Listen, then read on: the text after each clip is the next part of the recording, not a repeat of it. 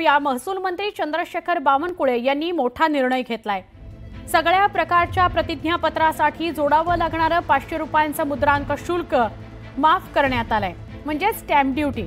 लाखो विद्यार्थ्यांसह कोट्यवधी नागरिकांना त्यामुळे दिलासा मिळालाय। यापुढे एका साध्या कागदावर स्वसाक्षांकित म्हणजे सेल्फ अटेस्टेड असा अर्ज लिहावा लागणार आहे। साध्या अर्जावर तहसील कार्यालयातून प्रमाणपत्र मिळणार आहे। 10वी आणि 12वीच्या निकालानंतर विद्यार्थी आणि पालकांना जे प्रतिज्ञापत्र लागतं अशा सगळ्या प्रकारच्या प्रमाणपत्रांसाठी प्रतिज्ञापत्रासाठी लागणारा एकूण 3 ते 4 हजारांचा खर्च त्यामुळे वाचणार आहे। निर्णयाची तात्काळ अंमलबजावणी करा असे आदेश महसूल मंत्री चंद्रशेखर बावनकुळे यांनी दिलेले आहेत। आमचे प्रतिनिधी तुषार उपनवर यांच्याशी बोलूया।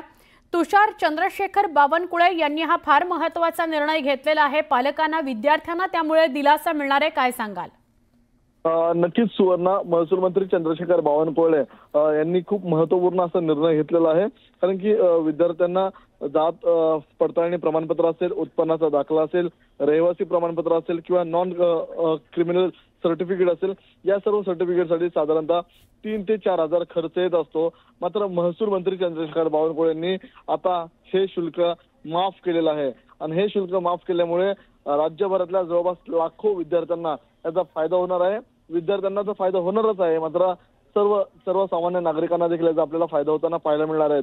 त्याचप्रमाणे आता हे सर्व प्रमाणपत्र आपल्याला लवकर मिळताना पाहायला मिळणार आहेत। कारण की या प्रमाणपत्रांसाठी यापूर्वी तलाठी कार्यालय असेल, तहसीलदार कार्यालय असेल, तिथे खूप वेळ जात होता। मात्र आता ही प्रक्रिया सुलभ पद्धतीने होणार आहे। ही प्रक्रिया सुलभ पद्धतीने होत असतानाच 500 रुपये शुल्क हे प्रत्येक ठिकाणी माफ केल्यामुळे जवळपास हे जे प्रमुख 5 प्रमाणपत्र आहेत, जात पडताळणीचा असेल, उत्पन्नाचा दाखला असेल, रहिवासी दाखला असेल, नॉन क्रिमिनल सर्टिफिकेट असेल, राष्ट्रीयत्व सर्टिफिकेट असेल, यासाठी आता जवळपास 3 ते 4 हजारांचा खर्च हा आपल्याला माफ होताना पाहायला मिळणार आहे। त्यामुळे विद्यार्थी वर्ग असेल किंवा सर्वसामान्य नागरिक असतील राज्यभरातले, त्यांच्यासाठी हा खूप महत्त्वपूर्ण आणि दिलासादायक निर्णय आहे।